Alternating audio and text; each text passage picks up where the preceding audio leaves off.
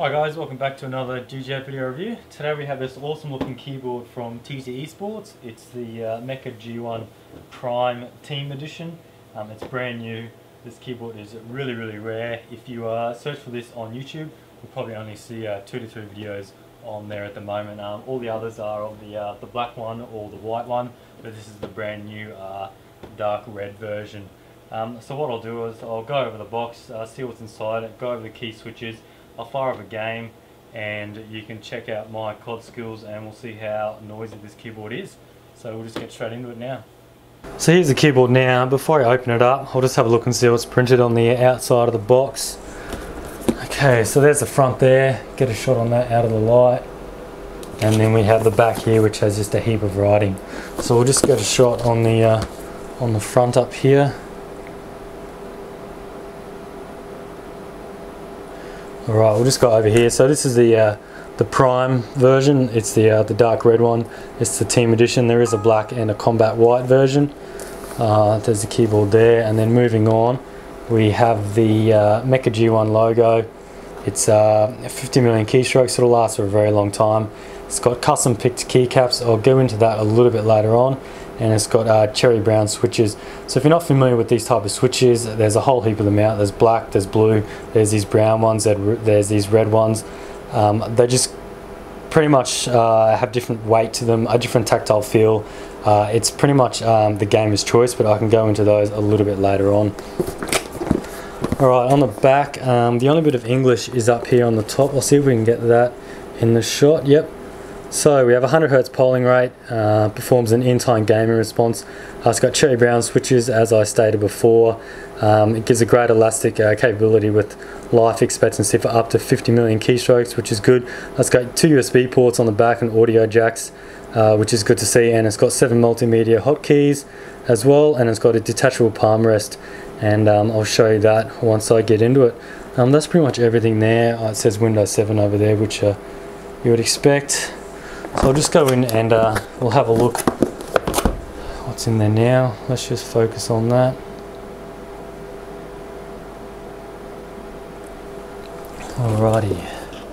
So it actually opens from this side.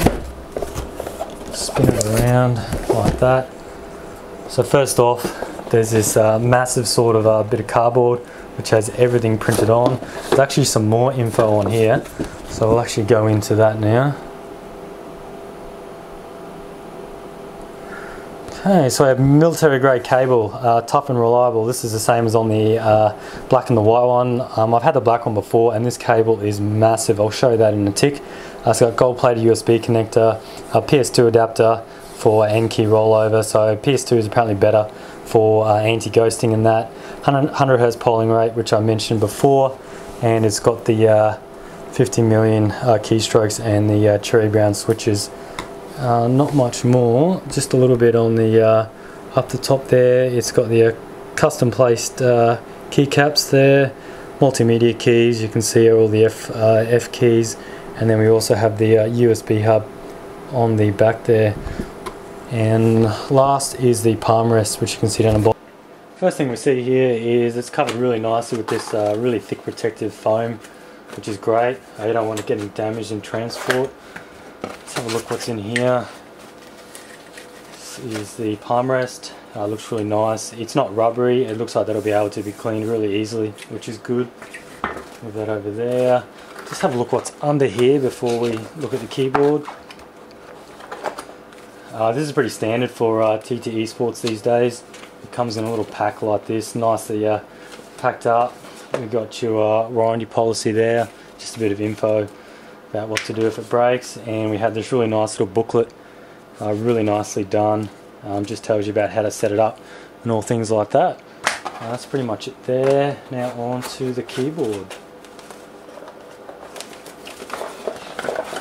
Just make sure that's everything. Yep.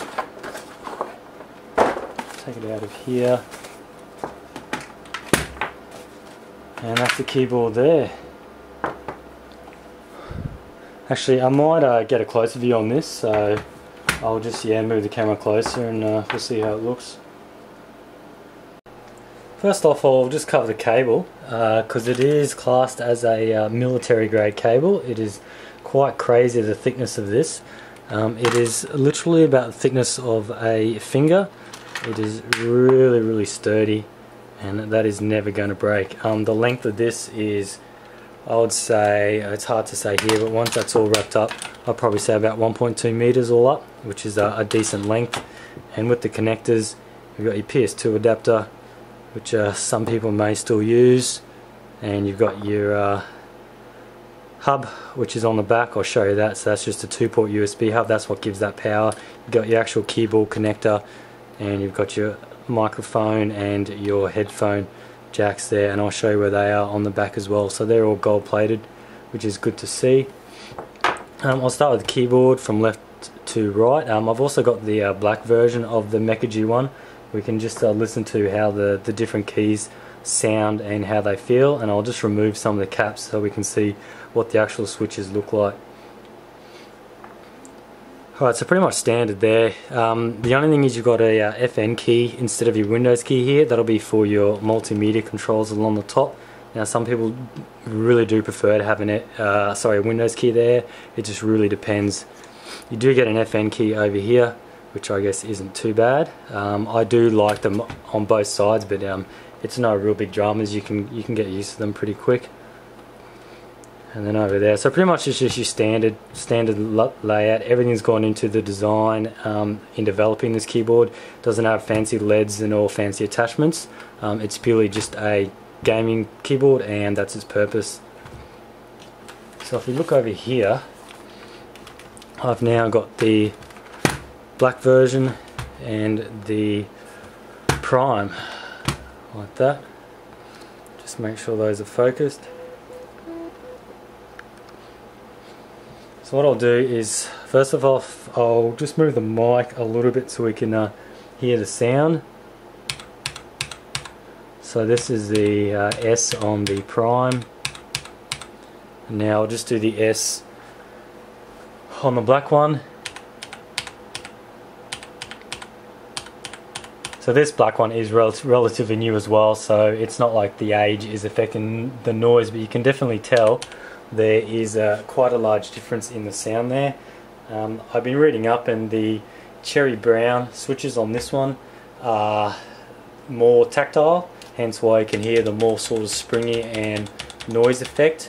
They're not meant to be clicky though, but they're just tactile, and they have an actuation force of 45 grams and they have a peak force of 55 grams, whereas your black original Meka G1 has an actuation force of 60, and it has a travel from 40 to 80 all up.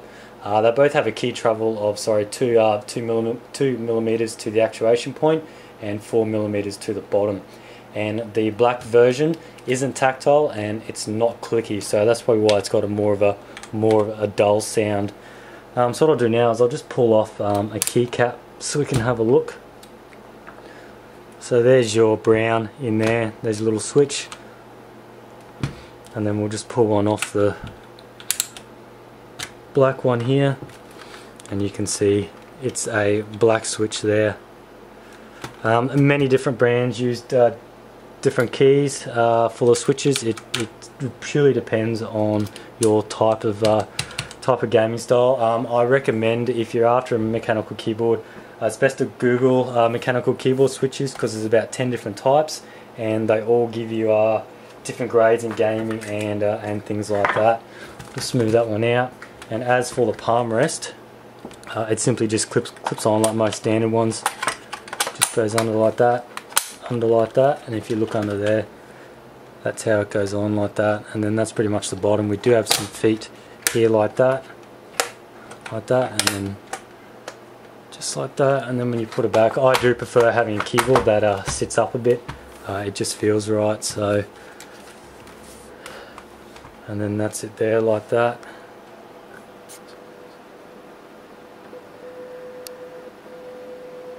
There's a better shot. So I think I'll fire this up now, and I might play some games, install the software, and see what it's like.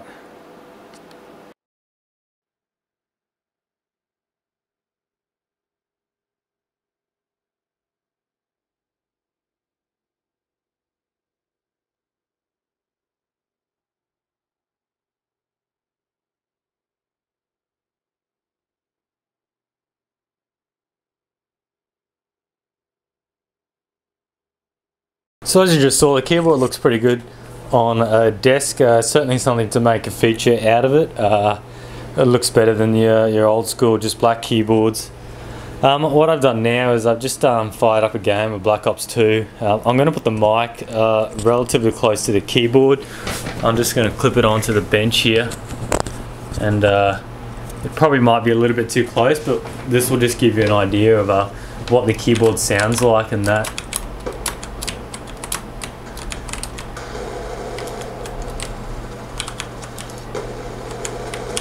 So I haven't played this for a while,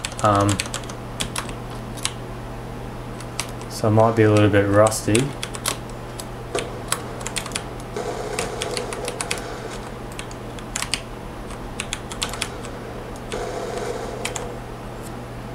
Oh well, that was the victory there. So you can probably hear that it's not as loud as some of them. I think the loudest keyboards are the one with the blue switches. This one is the brown one, so it's quite soft, which is good. Alright, so there you have it, guys. Just want to point out some extra things with this. First of all, the colours, you probably noticed, they're pretty far out colours. I think it looks great. People might just like a black keyboard, but I think this is a great idea. It stands out, it looks good. The weight feels good. It's not too heavy, it's not too light. And also the build design, it feels strong as, and it feels like I could knock my opponent out after the game. It's built that strong, and it feels great to play on. I've used the black version over here for quite a long time, so the main difference is just the colour, and the key switches are brown instead of black. And that's pretty much it for that. So I just want to thank TT eSports for sending out this keyboard, and thanks for watching, and please subscribe for more videos in the future.